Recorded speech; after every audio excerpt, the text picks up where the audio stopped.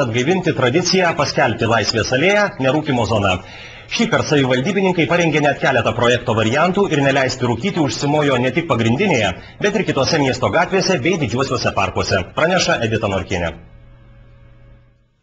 Miesto tarybai svarstyti jau parengtame sveikatos skyriaus specialistų rašte nurodoma, kad nerūkymo zonomis turėtų virsti Laisvės alėja, Vilniaus ir Daukanto gatvės. Taip pat ir rūkojų ypač mėgiamas miesto sodas, prezidentūra bei dauguma miesto parkų, kai kurios Ąžuolyno, Santakos, Ramybės ir Salos parkų vietos. Savivaldybininkai tikino, esą ateity nerūkymo zonomis turėtų tapti visos žmonių gausiai lankomos vietos, tačiau piniginės baudos draudimų nepaisantiems rūkaliams kol kas taikomos nebus. Pirminis pasiūlymas, kad tai būtų ženklai, būtų paženklinta ir po to mes stebėsim, kas vyksta. Tarp kitko, jeigu jūs tokį klausimą įdomu uždavėt, pabandykite išeiti Laisvės alėją ir pažiūrėkit, kiek sutiksit rūkančių. Aš kažkada dariau tokį eksperimentą ir tų rūkančiųjų Laisvės alėje yra gerokai mažiau negu kitose miesto gatvėse. Kažemekaičio teigimu, rūkorių ir verslininkų šis draudimas piktinti neturėtų. Esą pirmuosius tokie ženklai žalingo įpročio netgi skatins atsisakyti. Tuo tarpu verslininkų pajamas didins gausėjantis nerūkančiųjų skaičius. Tačiau dauguma rūkorių buvo įsitikinę, kad tokie draudimai pažeis visų rūkančiųjų teisės. Baruose jau negalima,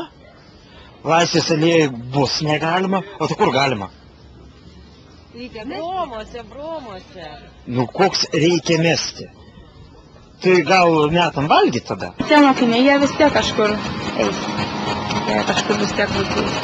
Aš atžvelgiu, kad yra čia miesto centras galų gale, tai apskritai tokį pasidaryti kaip muzikinis teatras ar kažkas tai bus gerai. Išvaro rūkančius iš visuomenės.